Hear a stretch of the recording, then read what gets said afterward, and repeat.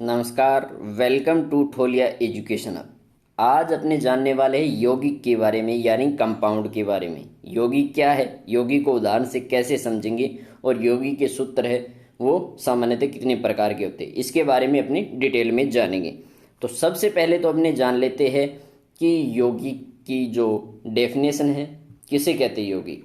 तो भिन्न भिन्न तत्व होते हैं, इसमें दो या दो से अधिक परमाणु रासायनिक बंधों द्वारा संयोजित होकर यौगिक बनाते हैं। यानी पहले तो अपने एलिमेंट को बढ़ा था, तत्वों को, तो उसमें तो एक ही प्रकार के अणु या परमाणु से मिलकर बना होता है। लेकिन अब अपने कंपाउंड यानी यौगिक के बारे में पढ़े तो इसके अंदर होता है भिन्न भिन्न तत्वों के दो या दो से अधिक परमाणु रासायनिक बंधों द्वारा संयोजित होकर यौगिक बनाते हैं। यौगिक में विभिन्न तत्वों का भार एक निश्चित अनुपात में होता है, ये भी ध्यान रखना है। यौगिक के गुण मूल तत्वों जिनसे ये मिलकर बने होते हैं से बिल्कुल भिन्न होते हैं। अब उदाहरण के तौर पे समझेंगे, उदाहरण लेके कि कैसे समझे इसको उदाहरण से। तो उदाहरण से इसको इस प्रकार से समझाया जाएगा कि जल एक यौगिक है। तो जल का जो सूत्र होता है वो यह तो है H2O, यानी H2O से मिलकर बना है जल। जल क्या है, एक यौगिक है। अब इसको इस प्रकार से समझिएगा आप, इसके अंदर हाइड्रोजन है, हाइड्रोजन के दो और ऑक्सीजन का एक तत्व इसके अंदर है। यानी यहाँ आप ये मान लीजिए कि हाइड्रोजन, मानिए कि हाइड्रोजन के इसके अंदर दो तत्व है और प्लस ऑक्सीजन का इसके अंदर एक तत्व है। तो यानी इन दोनों का योग होके ये बना है, यानी जल H2O। तो इसे क्या कहेंगे, यानी यौगिक कहेंगे, कंपाउंड। तो एग्जाम्पल से आपने समझा कि जल किसके मिश्रण से, कंपाउंड से बना है। तो जल है वो ऑक्सीजन और हाइड्रोजन के कंपाउंड से बना है, योग से बना है। तो इसलिए इसको यौगिक इनको कहा जाता है। जैसे हाइड्रोजन के अंदर दो और ऑक्सीजन के अंदर एक परमाणु है। अब एक एग्जाम्पल और ले लेते हैं, दूसरा एग्जाम्पल ले लेते हैं अपने, जैसे कि कार्बन डाइऑक्साइड का लेते हैं। तो कार्बन डाइऑक्साइड के अंदर क्या होता है, carbon, carbon dioxide, carbon dioxide की बात करते हैं तो इसके अंदर अपने देख लीजिए कार्बन और ऑक्सीजन से मिलकर बना है। तो इसके अंदर कार्बन का क्या है, एक, और ऑक्सीजन के दो परमाणु है, जिसमें कार्बन डाइऑक्सीजन से मिलकर बना है, जिसे कार्बन के एक और ऑक्सीजन के दो परमाणु हैं। तो इसे कहेंगे कंपाउंड, यानी यौगिक। तो आप अच्छे से समझ गए होंगे कि यौगिक किसे कहते हैं, यानी भिन्न भिन्न तत्व होंगे और दो या दो से अधिक परमाणु रासायनिक बंध द्वारा संयोजित होकर ये यौगिक बनाते हैं। अब यौगिक के सूत्र के प्रकार, यानी यौगिक के जो सूत्र के प्रकार है वो कितने होते हैं, तीन होते हैं। कौन कौन से होते हैं, एक तो होता है मूलानुपाती, एक तो कौन सा होता है, मूलानुपाती सूत्र होता है, यानी एम्पिरिकल फॉर्मूला होता है। इसके अंदर क्या होता है, इसके अंदर होता है कि वह सूत्र जो पदार्थ में उपस्थित परमाणुओं के साथ अनुपात को प्रदर्शित करता है उसे मूलानुपाती सूत्र कहते हैं। इसको उदाहरण के माध्यम से समझेंगे। कंपटीशन एग्जाम में इसी प्रकार से पूछा जाता है कि इसका जो फॉर्मूला दे देगा और फिर ये कहेगा कि ये मूलानुपाती सूत्र का है या अणु सूत्र का है या सर्जना सूत्र का है। तो इसमें अपने को डिफरेंस करना होगा। उदाहरण जैसे अपने ग्लूकोज का उदाहरण लिया C6H12O6, यानी ये ग्लूकोज का सूत्र है।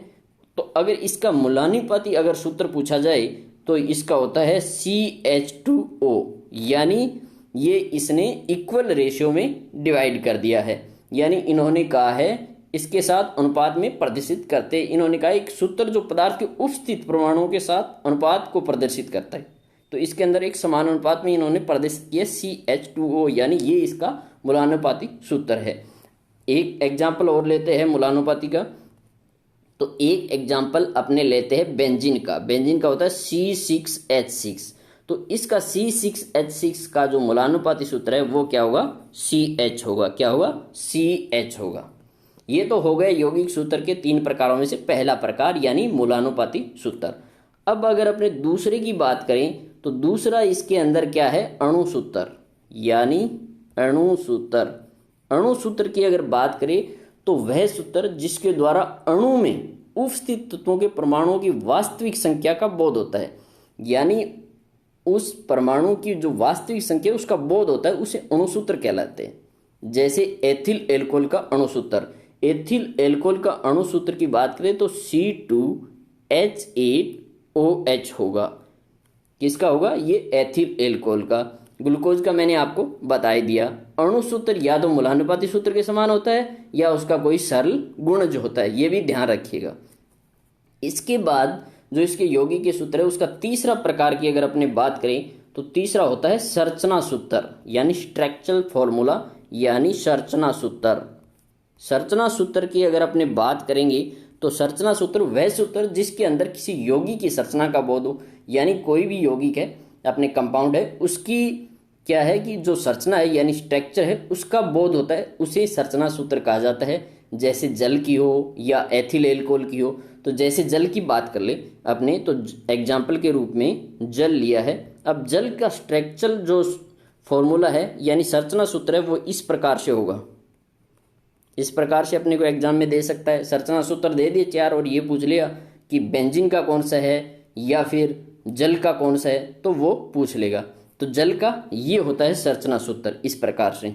अगर अपने बात करें एथिल एल्कोहल की, तो एथिल एल्कोहल का जो संरचना सूत्र होता है वो क्या होता है? C2H5, ये तो फॉर्मूला है इसका। अगर संरचना सूत्र की बात करें तो संरचना सूत्र होता है इसका H, यहाँ भी H होगा और यहाँ भी H बॉन्ड से जुड़ेगा, ये संरचना सूत्र होगा। ये एथिल एल्कोहल का संरचना सूत्र होगा।